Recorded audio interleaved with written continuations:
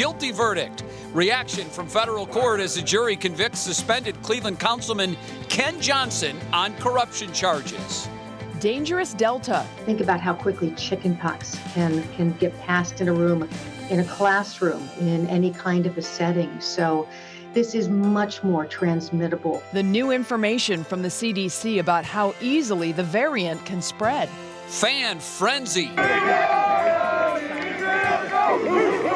The voice of the Browns, Jim Donovan, checks in from day 3 of Browns training camp as fans are finally able to show up en masse. Tokyo Olympics. How our local athletes are doing in the competition and what they get paid for medaling. Senior star. Mike Polk introduces you to the local 100-year-old woman who holds multiple world records in track and field. What's New starts now. And now, live from WKYC Studios, this is What's New.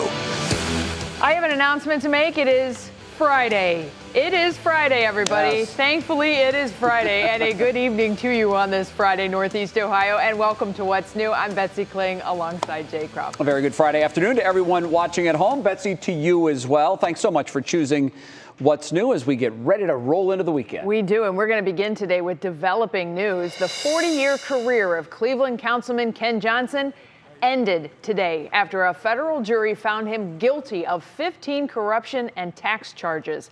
3 News investigator Mark Namick has been following his case and career and tells what will happen to Johnson next. Hi, Betsy. Yeah, for 40 years, Ken Johnson has outlasted nearly everyone here at City Hall. And he's earned a reputation for looking out for the youth and for the city's rec center, so much so that they even named a rec center after him 20 years ago.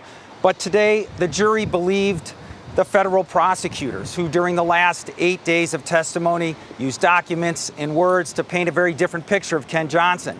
They said he used that reputation and his support here at City Hall to line his pockets with taxpayer money. In fact, they said 3 schemes. 1, fake receipts to get money from council.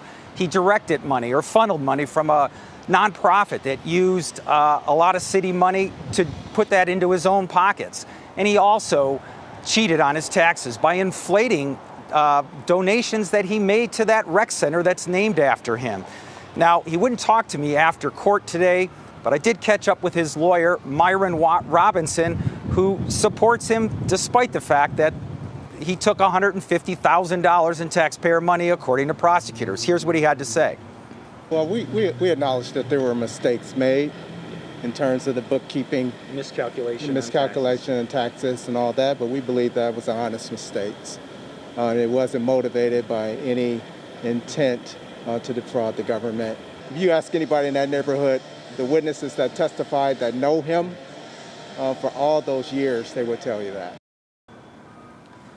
Johnson faces up to 10 years in prison, and his longtime aide, who was also indicted today convicted by the jury today, faces 5 years. They'll be sentenced in October. And as for his status as a councilman, he's no longer one. He was suspended, collecting his salary and keeping his title since the indictment. But under Ohio law, he loses all of that today. Jay, Betsy. All right, Mark Namick reporting live for us today. Thanks, Mark.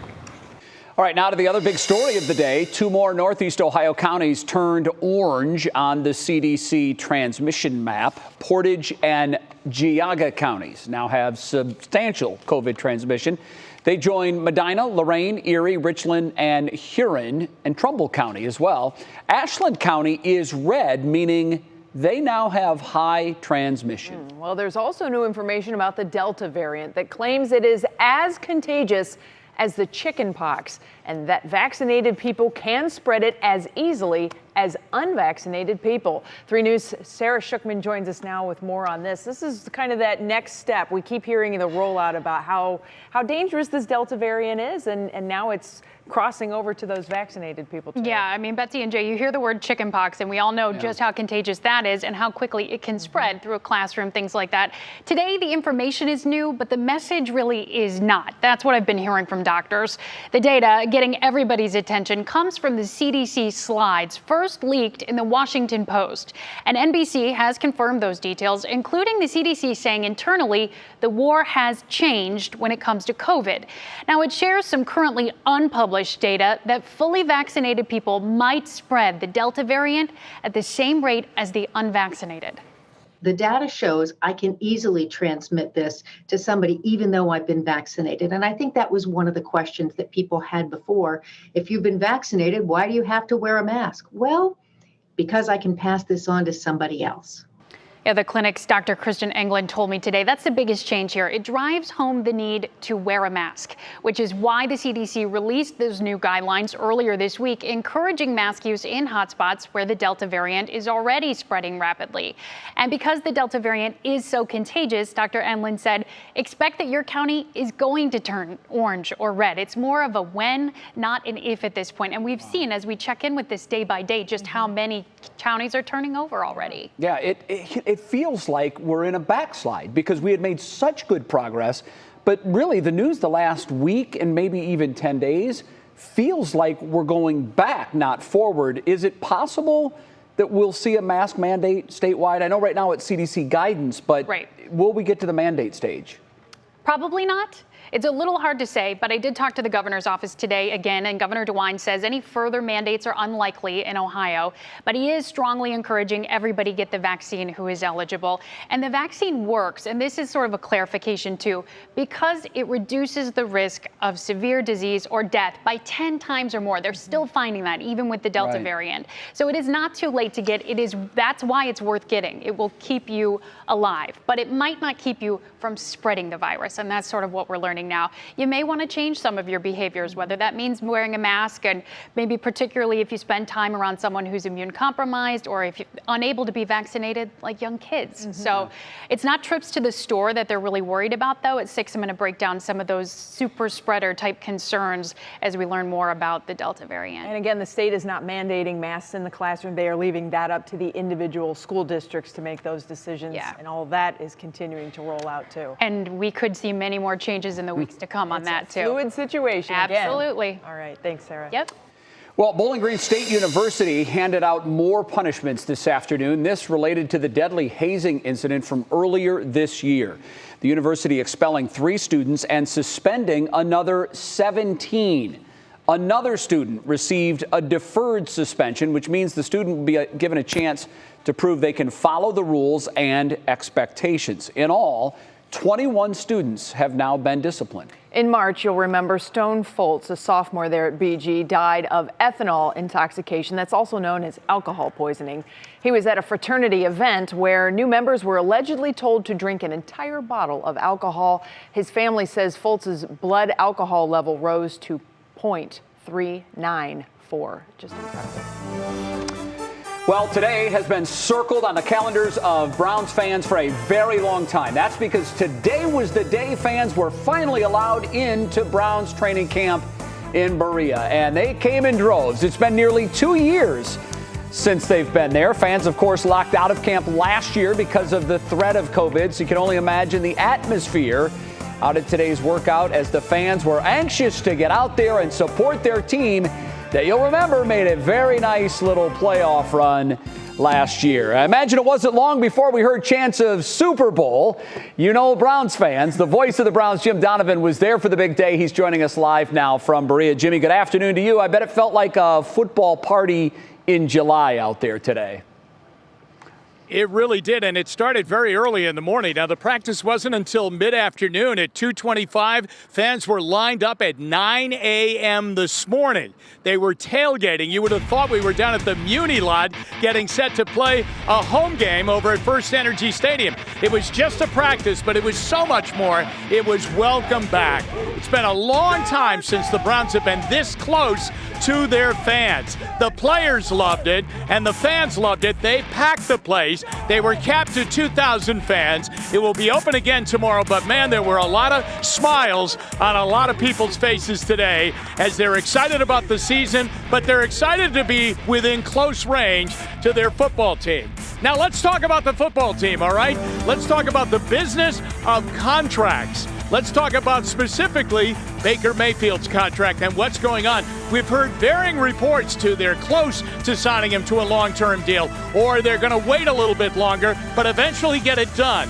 Now, there was a question posed to General Manager Andrew Berry today that went like this. The gist of the question was, sometimes you can sign a quarterback to a long-term big money deal, and then he puts so much pressure on himself that he doesn't play the same way. What about to Mayfield? I would hesitate to say that the job gets tougher because we fully believe that you can build a championship team whether a quarterback's on a rookie deal or build a championship team whether a quarterback's on a veteran deal. So it does create different trade-offs, but no different than any high-priced player. All right, here's the problem. I mean, here's the dilemma that you face. It's a nice problem, first of all. I mean, to have to sign really good players, that means you've got a really good team, and that's new to us here, but we're ready to embrace that. The fact is that sometimes when you give away a lot of money to a quarterback, you rob the rest of the roster, and Andrew Berry's going to try his hardest not to do that. He's going to pay Baker Mayfield. They're going to get this deal done, but he also wants to get Nick Chubb signed. He also wants to get Denzel Ward signed. He also wants to bring back Wyatt Teller, who becomes a free agent after this season. And there are other players out there, too, and a decision on Odell Beckham Jr. Does he have a Browns career from this year, after this year, forward after this? Those are big-time decisions that are going to be made, but it's also a sign of a team growing up and ready to become elite. These deals, he said, will get done in due time. Jay, there were a couple of players that walked off the practice field. I always like to give you the update on this. Right. Tack McKinley, the new defensive end over from the Falcons, left with the trainer, did not look serious.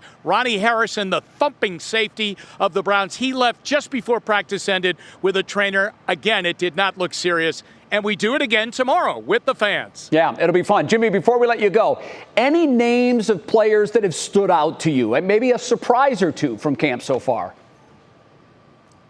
Well, I have to tell you, Kareem Hunt looks like he's in exceptional shape. Now, they're not hitting yet. They'll do that on Tuesday. But the Browns offense is showing a lot of Kareem Hunt out in space. And, of course, that is exciting because he has that kind of speed. Before he walked off the field today, I thought Ronnie Harrison was one of the best players defensively. And I do want to say this, Jay.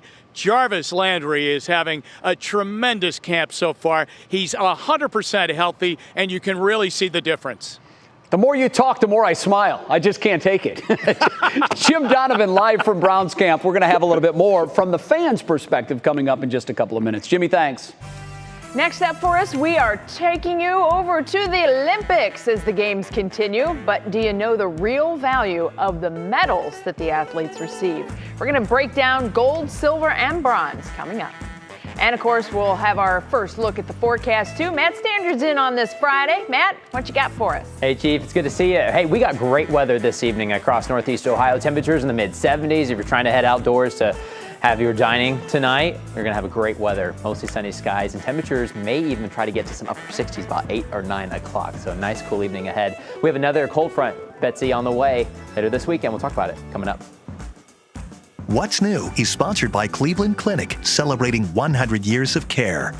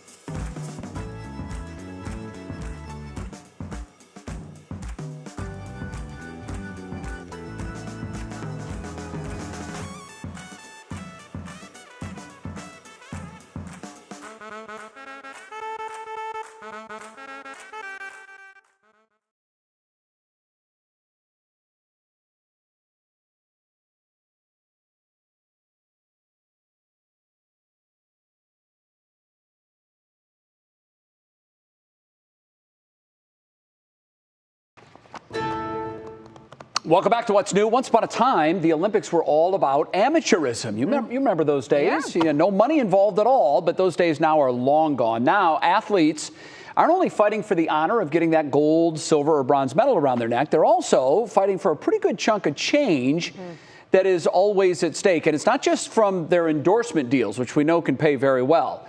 Win a medal, and with it comes a pretty big check, not from the IOC, but from the host country.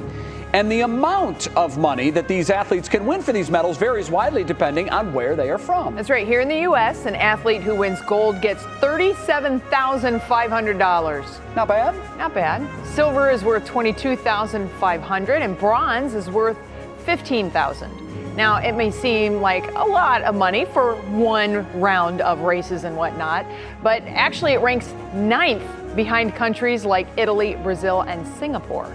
Singapore, get this, Betsy, pays their athletes that win gold medals, you ready for this? $737,000. Win a silver, you get half that, $369,000. A bronze is worth $184,000.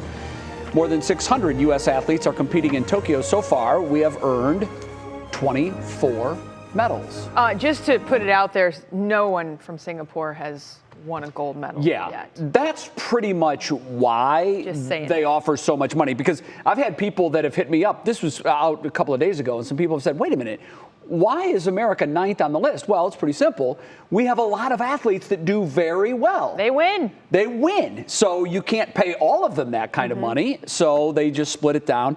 There is one exception. If you make more than $1 million, if you made more than $1 million in the last calendar year, then you're not eligible for that medal payment. Fair. Fair indeed, because let's just say the U.S. basketball team goes on to win a gold medal. They're all millionaires. Those guys are mega millionaires. They don't need the $37,000 or whatever it is that they pay, so they give that money to the athletes that really find it very hard to make ends meet. They're training. That's their life. That's their job. And again, this does not include endorsement deals whatsoever. No, not at all. I got to tell you, Matt Standridge, endorsement deals should be coming your way because today was fantastic. Awesome patio weather tonight. Lots of folks are going to be headed out and about, and we're setting up for a pretty good start to the weekend, too. Yeah, we can't beat. We got $1 million forecast for you. That's even better than Singapore's gold. So temperatures this afternoon, Betsy, Jay, we're in the 70s. It feels great. We got a north wind out there, 75 right now in downtown. The hot spot, Akron, just 79 degrees and 73 in Medina. We'll continue to cool down tonight into those 60s and then eventually into some 50s. We'll probably be waking up tomorrow morning in those 50s. It's going to be a cool start for your weekend. And right now things are dry. We have a couple of puffy cumulus clouds riding that northerly breeze from the north towards the south from Lake Erie. And that's going to continue for the rest of the evening, but eventually those will start to break apart. High pressure's in place, keeping us dry for the rest of the evening and for tomorrow. Now, when you look westbound, you see some of this rain in northern Iowa. This, however, is kind of tracking towards our south. So Columbus and Dayton may try to get a couple of these showers. We may try to get a couple of the clouds that are in central, Wisconsin towards Madison or so tomorrow afternoon, but some partly cloudy skies tomorrow. I think the rain stays south. That's some good news for us. That front that you saw way off towards the north, that's our next weather maker. That's going to be coming in Sunday. So if you like the cool weather, the nice drier weather that we have right now, we got another reinforcing shot of that coming in on Sunday. But for the meantime, temperatures will dip into those 50s tomorrow morning. We'll warm up into the afternoon. A lot of us are going to stay in the upper 70s. A few of us may try to breach that 80-degree mark, but it's going to be very comfortable as that mugginess is going to be pretty low going into your Saturday. Here's your National Design hour-by-hour forecast. This is tomorrow about lunchtime. Mostly sunny skies. Some high clouds can start to come in. Remember that system in Iowa, maybe towards the afternoon. Get a couple high clouds here and there, but not a big deal for Saturday. Saturday looks to be the better half of the weekend. By Sunday, not a washout coming our way, but a few scattered showers will be possible as that next front pulls through, up to about 40% chance for the afternoon. But if you're trying to plan out maybe mowing or any kind of outdoor activity, Saturday is the day to do it. And you see on the Union Home Mortgage 7-day outlook, by Sunday we get some of those showers, and that's with another front. And it's going to keep us in those 70s at least through Tuesday. Eventually we go back to some warmer and muggier air, but that won't take place towards the middle of next week. More of what's next is coming up.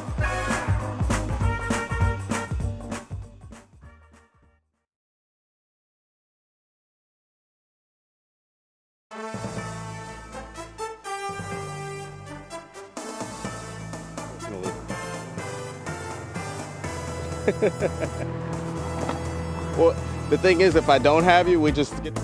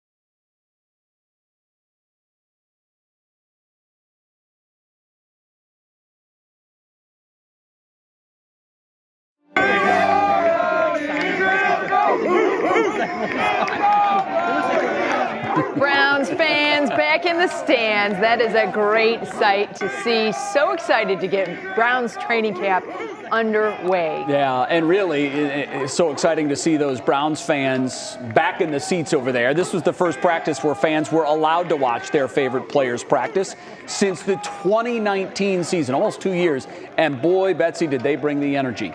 Brandon Simmons tells us what they're most looking forward to this training camp and shares their high expectations for the upcoming season. The excitement isn't building. It's already here as fans get their first glimpse of the home team on the practice field. About 2,000 lucky fans were able to attend training camp today, a ticket that wasn't easy to come by. Many fans left out. It's actually hard because he tried the same thing and didn't get the same luck that we did. So I'm glad to be here either way. And new this year, fans are entering at a different gate on the north end of the facility, leaving Beach Street empty for the most part, usually packed with fans heading inside. You're used to seeing more traffic than this. Oh, much more. Yeah, this is dead. Still, Berea residents were hoping they could cash in on the smaller crowd coming to the city. Not too many people have stopped by yet. Down Pearl, I think we'll get a lot of people. Fans lucky enough to grab a ticket are here for different reasons. I want to meet some players. I definitely want to meet Odell. Mostly looking forward to seeing some of their favorite players inside, maybe even a few spectacular plays. One-handed grabs by OBJ, make sure his knee's looking good, see Jarvis crush it. But overall, fans just want to see for themselves that this team is ready for the upcoming season, setting some high expectations since we did pretty well last year. I'm not worried about the expectations. We're going to take it one game at a time and we're going to be awesome. Get to the playoffs, maybe go to the Super Bowl. Gotcha. You hoping for a Super Bowl win? Would that be cool? Yep. We're just gonna win. That's what we're gonna do. That's what Cleveland is now. It's winning. You heard that. Everybody thinks Cleveland is winning this year. I heard a lot about the Super Bowl. I don't know if it's going to happen. Now, as far as training camp goes, they're here for fans through August 18th. However, registration for tickets is already closed. It's a hot ticket to get your hands on. Your best bet right now. Hopefully you have a friend, Jay and Betsy, who has tickets. If not, then you're probably just out of luck. Yeah, you have to watch the coverage on Channel 3. Brandon, I love the youthful enthusiasm of those kids. Super Bowl, big smiles. I'm going to meet OBJ. Yeah, I love that. I hope he did. Yeah. I hope he did. I hope he was able to find OBJ and get the signature he was looking for, too. He said he wanted autographs. He was looking around for a permanent marker. He didn't have one on him, but hopefully he got what he wanted. Got to come prepared. One of those important things when you're getting those autographs. You aren't kidding. All right, Brandon Simmons, live from Browns training camp. Brandon, thanks. Coming up, the Delta variant of COVID continues to dominate, but now there's new CDC documents that have revealed some new warnings. We'll explain. Then, as the Olympics continue, they've come to an end for some of our local hopefuls. Will Ewick on deck with his Olympic update. And a 100-year-old track and field star. We're going to introduce you to Diane from Lyndhurst, who realized her passion for the sport a little bit later in life.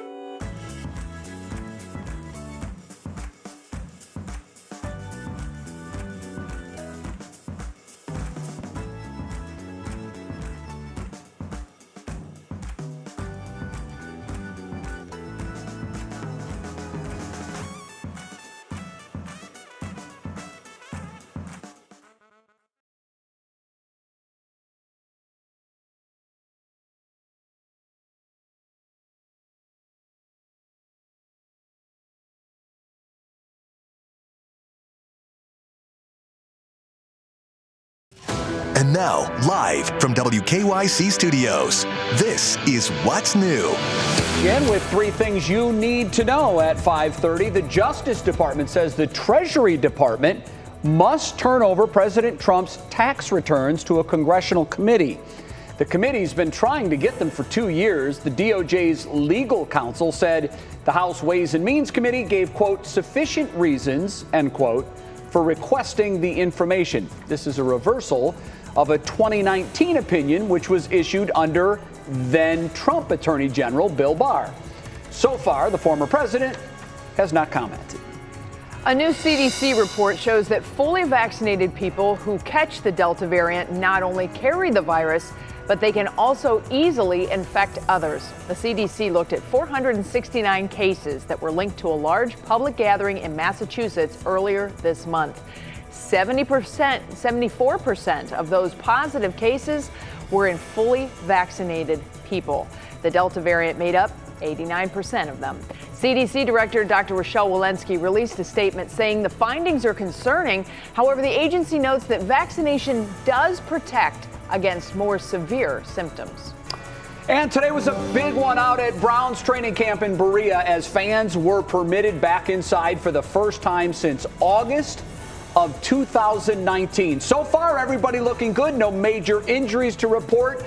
Jimmy told us in the first half hour, and this is exciting news, folks. He said in the first half hour, there is a whole lot of this offense centered around getting Kareem Hunt in open space. And that is huge because he had most of his success in Kansas City when they got him the ball in the open field. The Browns have struggled to do that in the 2 seasons that Hunt has been here in Cleveland. And that, Betsy, I think is great news because you've got the bruiser in Chubb up the middle, and he has breakaway speed. But Hunt has this unbelievable ability to make guys miss in the open field. And they've really had a hard time getting him the ball in the open field. So I'm anxious to see what this new twist to the offense looks like. According to Jimmy, they're getting it to him a lot and in different ways. And it's so fun to listen to Jimmy talk about these guys, especially Nick Chubb. I swear he gets those little anime Hardy eyes. Oh, yeah. When he talks about Nick Chubb. He just gets all well, I do too. Don't we all? I can't wait to see him get started. He's superhuman. And on that note, we welcome you back to What's New on this beautiful Friday with Betsy Kling. I'm Jay Crawford. We are ready to talk Olympics. It is ready to get going for the day today. There's plenty of Ohio athletes still trying to win the gold. Will Ewick saddles up to the table now. He's been tracking our Ohio athletes as he does every day. We call it our Olympic happy hour, but today, minus the drinks. Today, not so happy. We had a tough night last night. Yeah, tough night, but you know what? There's a lot of Ohioans that are still in the running for medals. Yeah. One of them actually already secured a medal, guaranteed a medal, and that's because of a win this morning for Toledo's O'Shea Jones, who fought this morning, defeating Maria Altagracia Moranta Hernandez of the Dominican Republic by unanimous decision and moving on to the semifinals. So in boxing, there's no box-off for the 2 fighters who lose the semifinals for this women's welterweight, so they both will get the bronze medal. Not going to be happy with that, though. She still wants to go for gold. She will become the 3rd American boxer in history to win a medal in her sport. But again, quest for gold, now only 2 wins away for O'Shea Jones. Her next fight is on August 4th. And on the men's side of the welterweight division, Cleveland's Tiger Johnson fought hard early this morning, but this bout came really down to experience. And Ronil Iglesias from Cuba has it in spades. He's a 4-time Olympian. He was able to take the win over Tiger, but what a showing. First-time Olympian Tiger Johnson making it all the way to the quarterfinals. Cleveland's very proud of you. Over to the pool.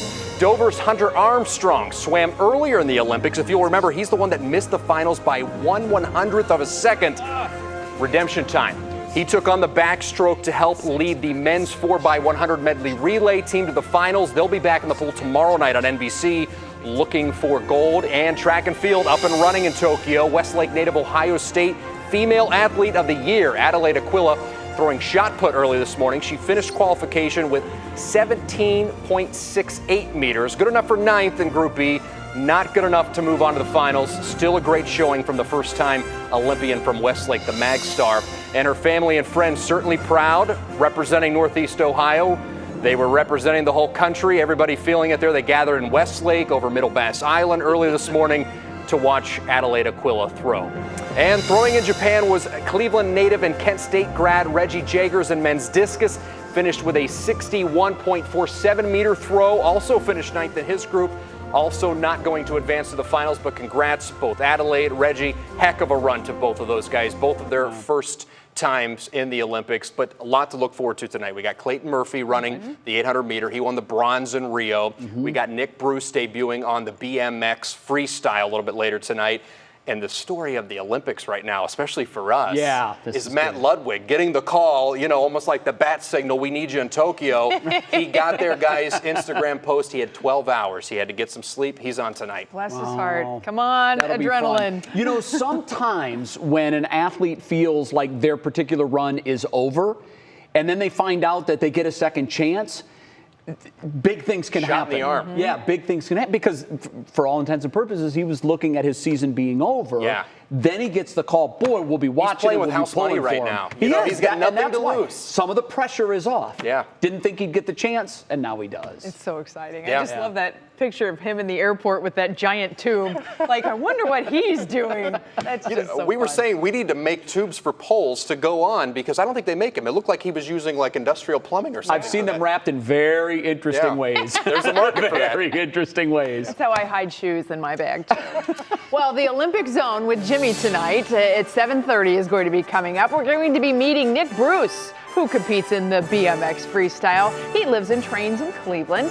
And then Jimmy sits down with middle distance runner Clayton Murphy, a bronze medal winner in Rio in the men's 800. Those couple guys that Will was just talking about.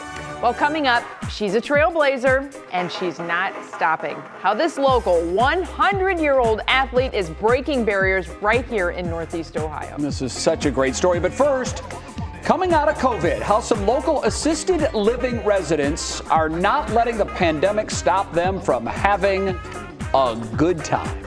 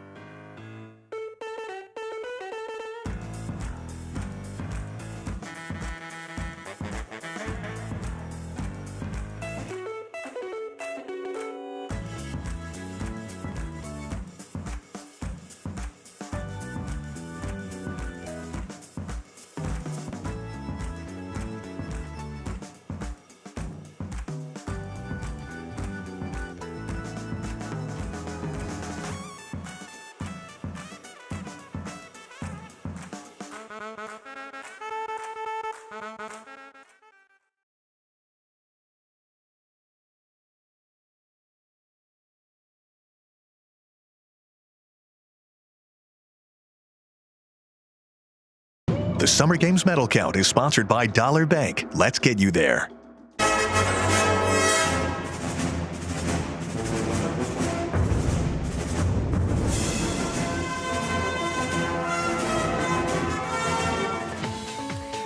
Oh my goodness, we really had a beautiful afternoon here in Northeast Ohio. You know, Matt, I was just looking at some of the numbers. 63, that was the dew point this morning at 9 o'clock.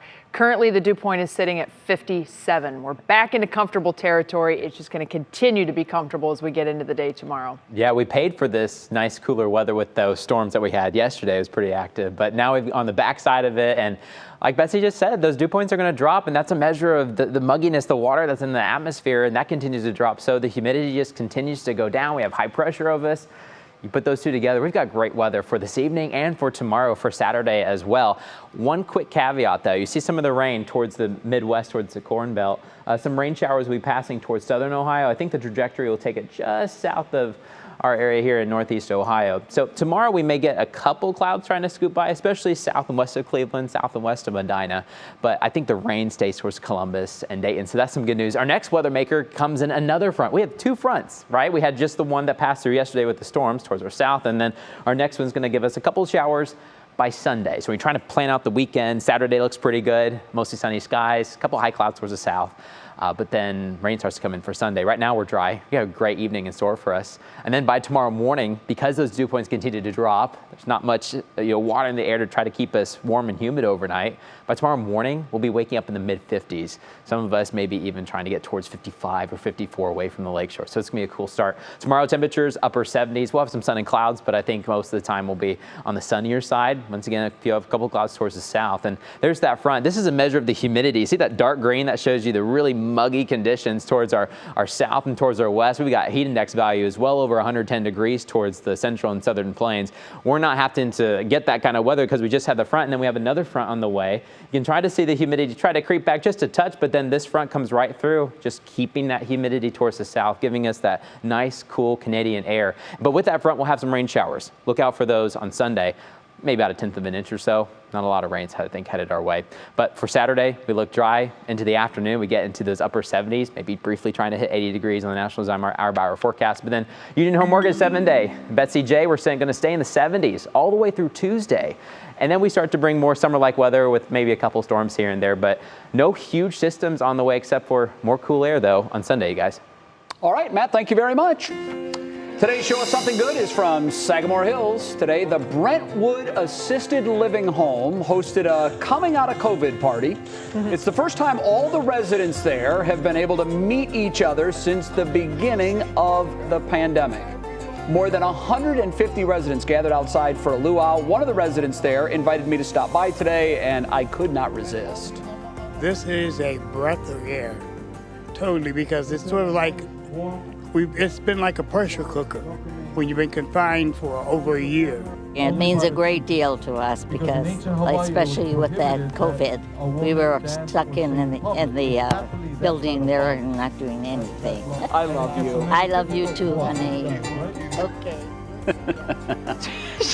Just to let everybody know, that's my aunt. She was like, okay, bye-bye.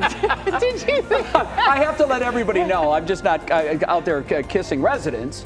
That's my Aunt Mary. They all had so much fun. Betsy, it was just great to see so many smiles on the faces out there. Well, Southwest General today also has some good news to show us. They've been working to renovate and expand their maternity center. And at a ribbon-cutting ceremony this morning, they announced they received a $1.25 million donation from the Cosgrove Family Foundation. The entire $17+ million project will double the size of its current unit. Exciting stuff there for southwestern Cuyahoga County. So beautiful. All right, it is never too late to find your passion in life. And next, we're going to show you how this awesome lady is breaking records right in our own backyard. We had to put Mike Polk Jr. on this story, and she gives him a run for his money. Then we continue our live reports from Tokyo as week one of the games wrap up. From soccer to swimming, we'll have the very latest on our athletes and tell you what's coming up this weekend.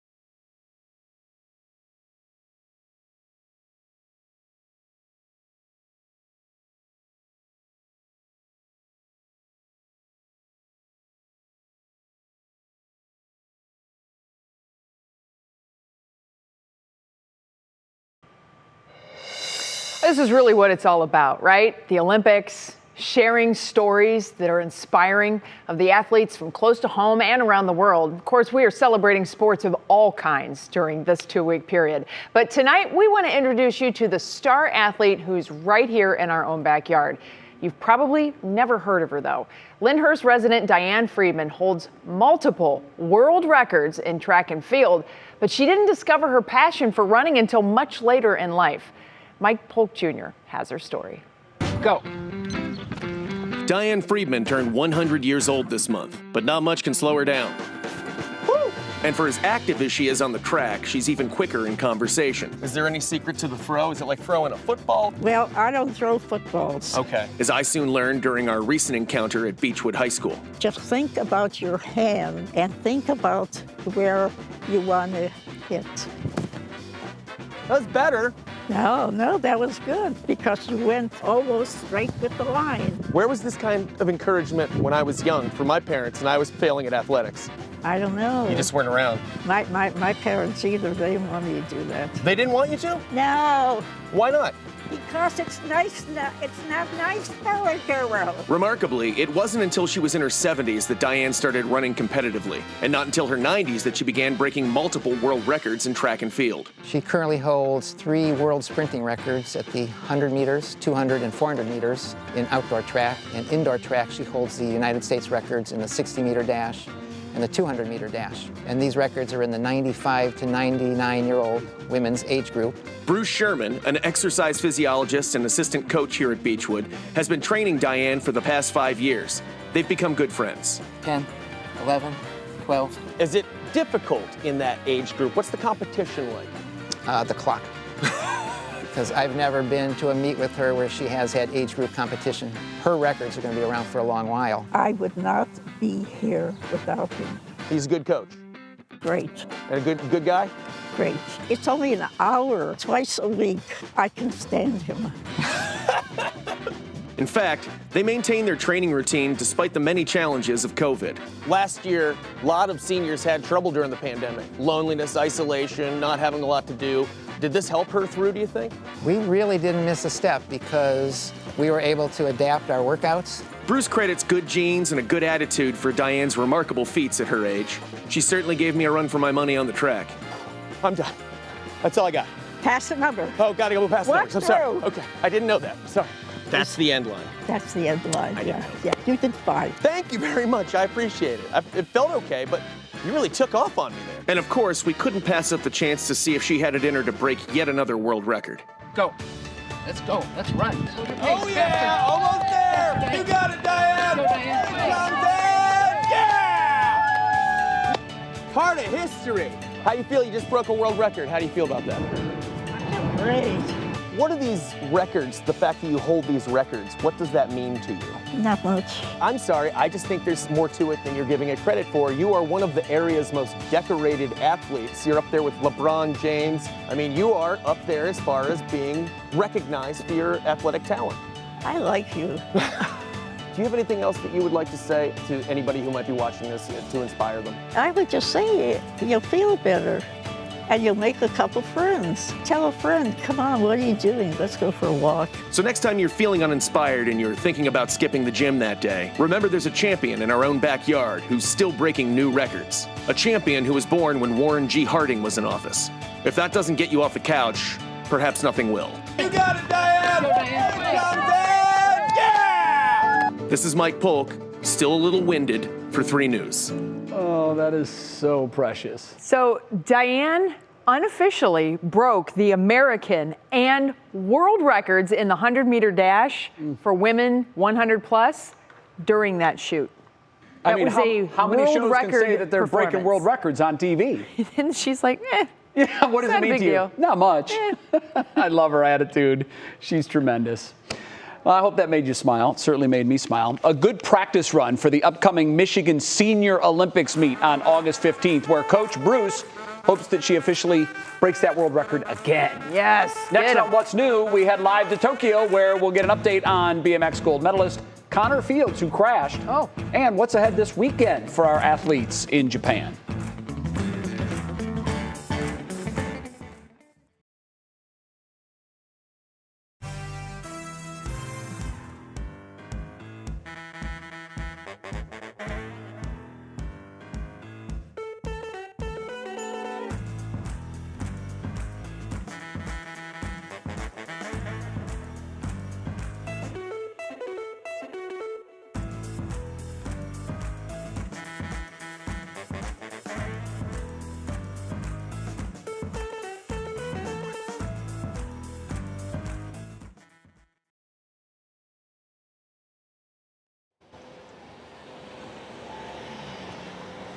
Yeah, Ken Johnson has outlasted nearly every public official over 4 decades here at City Hall.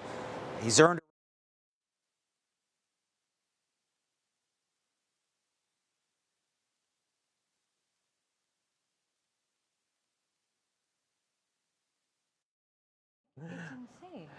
Hi, all. Testing 1, 2, 3, 4. Good evening. Thanks for being with us. I'm Russ Mitchell, and I'm Laura Queso. Sorry, no. Mic check. 1, 2, 3. I'm Laura Queso. Thanks so much for joining us tonight.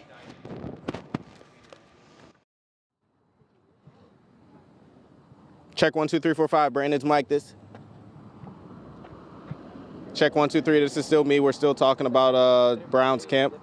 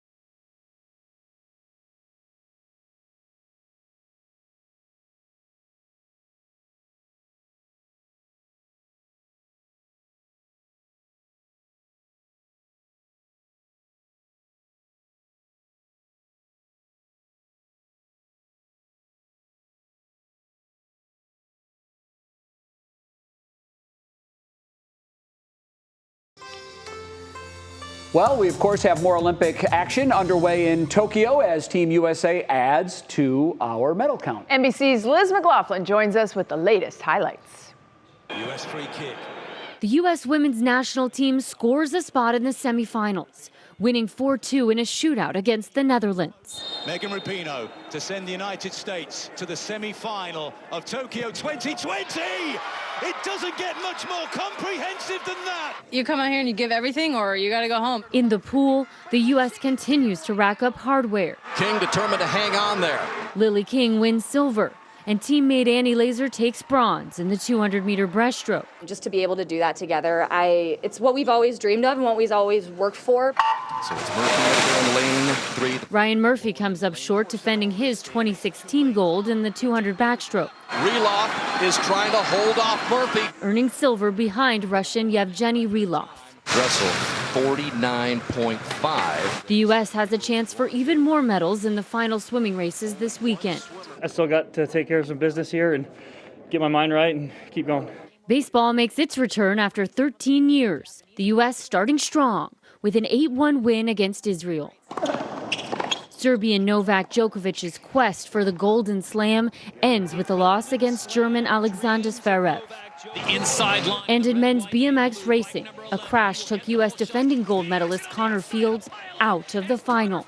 He is now awake and stable after being rushed to the hospital.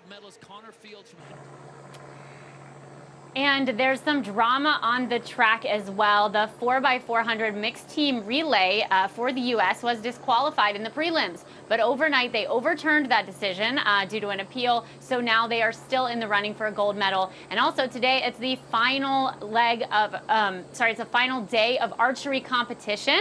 I actually have some of the gear here. So we've got a recurve bow, that's what they use in competition, and of course the arrows. And today, local archer from Mallison, Jacob Wuki, will be taking on 3-time Olympic medalist Brady Ellison, America double-up matchup. That'll be the first thing, and both of them hopefully will be going for a medal today. Live in Tokyo, I'm Liz McLaughlin. Betsy and Jay, back to you. All right, thanks so much, Liz. Great stuff to come. Yeah, I know. Big night tonight. Thanks so much for watching What's New. Hope you have a great weekend. We're back Monday at 5, and you know the deal. We give you an invitation to join us. Please do. What Matters Most with Russ and Laura starts right now. Now at 6, the jury's decision. The fate of now former Cleveland City Councilman Ken Johnson, found guilty today on all counts. Mark Namick has reaction coming up. Also, the war has changed. I wouldn't necessarily wait for Cuyahoga County to turn red on a map. I think it's time to be proactive and start wearing our masks. After a stunning admission by the CDC about COVID, local health experts say now's the time to protect yourself from the contagious Delta variant. Sarah Shookman has the story. Fan fever. The Browns welcome back fans to training camp with open arms as a new era in Cleveland football begins. Jimmy Donovan and Brandon Simmons will tell us about that. And Olympics excitement. Will Buick explains why tonight's competition from Tokyo could be the most exciting yet of the games. From the WKYC studios, this is What Matters Most. And good evening. Thanks for joining us. I'm Russ Mitchell. And I'm Laura Queso. We begin tonight with a reaction to the verdict in the corruption trial of longtime Cleveland councilman Ken Johnson. Just a few hours ago, Johnson was found guilty on all counts. Mark Nimick was in the courtroom and joins us